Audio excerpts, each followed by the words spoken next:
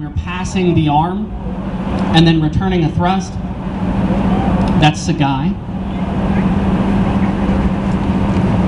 Sagung is if you can't quite pass the knife or it's coming in too close to you, you stop it and then you pass it.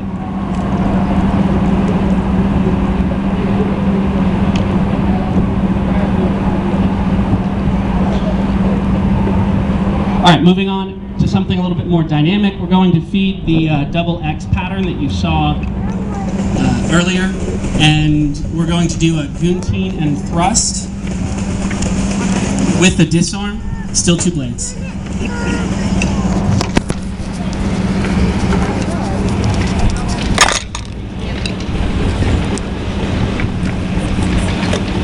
So the guillotine is a scissor. What she's doing is she's cutting as she goes through, getting to the blades and then disarming them.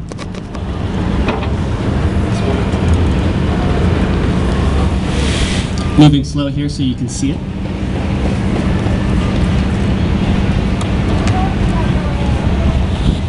Excellent, and we're going to pick this up just a little bit. So we're going to move to single dagger, and we're going to show you some of the flow drills. We're going to start with a really close flow drill called Hubud Lubud. Okay. Hubud Lubud means to tie and untie. This is an extremely important drill because you start learning how to deal with a knife at extremely close range, which is the most difficult place to be with a knife because the shots are so short and hard to see. So you learn how to flow and trap the arm as you go, so you're tying and untying. Then from Hubud Lubud, we move out to a slightly longer range. One of them changes the grip on the knife, and we do something called polysoot, which is still a flow exercise, where you're more or less tying and untying.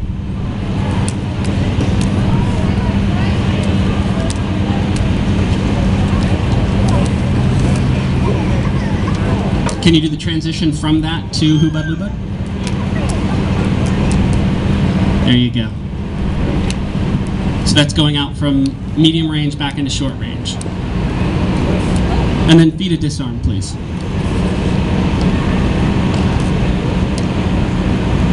Excellent.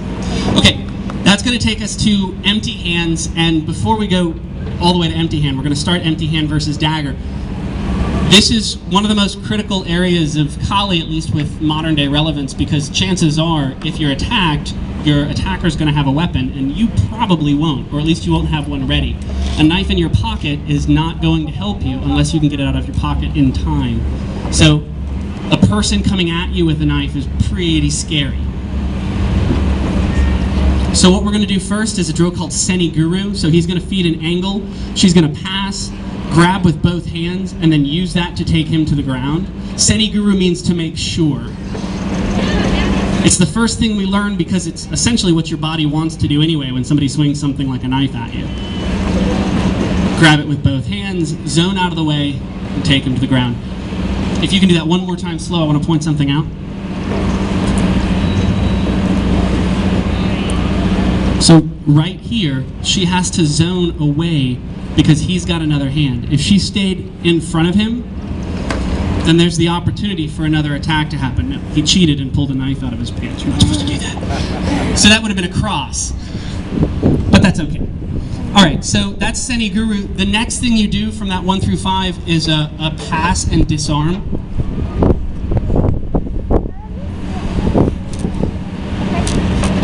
So if you can control the knife with 2 hands and take the person to the ground, the next thing you want to learn how to do is how to grab and control the hand and then remove the weapon. You'll notice in some cases she strips the knife, which means she ejects it and it goes away. And in some cases she keeps the knife.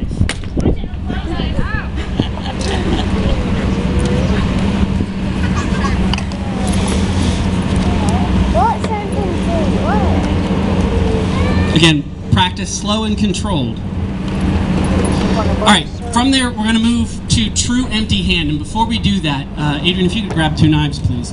I just want you to see that in Kali, the weapons teach you the empty hand. So unlike a lot of other martial arts where you start learning empty hand techniques first, in Kali you start learning weapons first. And the weapons teach you how to do the empty hand fighting. So what she's going to do is she's going to hold these two knives and just feed some boxing angles. So a jab, a cross, a hook, a body hook, an uppercut. And what you see is that these are all effective attack lines with a knife.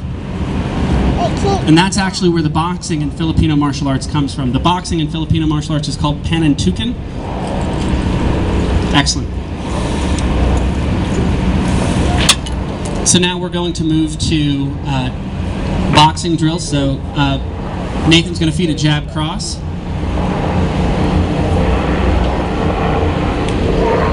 And she's going to guillotine.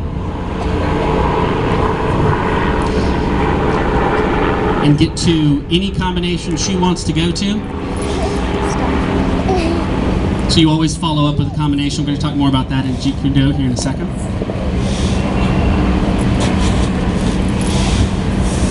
So this portion of the martial art is often referred to as Jumog, or Harimau, Silat, or Kuntao.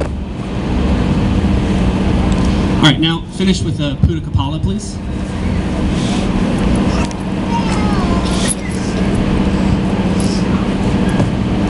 That one's particularly popular with police officers that we train because it gives them an opportunity to get the person on the ground with a stem up while you're on your feet. Can we do that one more time, please?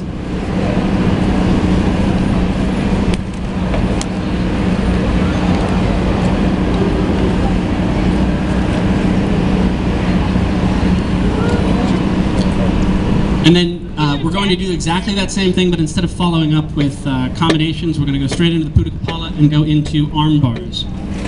So the first arm bar.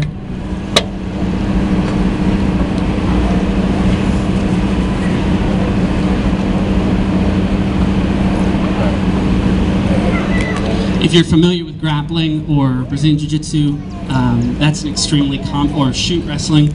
It's a very common attack. Now, the second arm bar, it's just a little bit different. She steps across, and then both feet go across the body.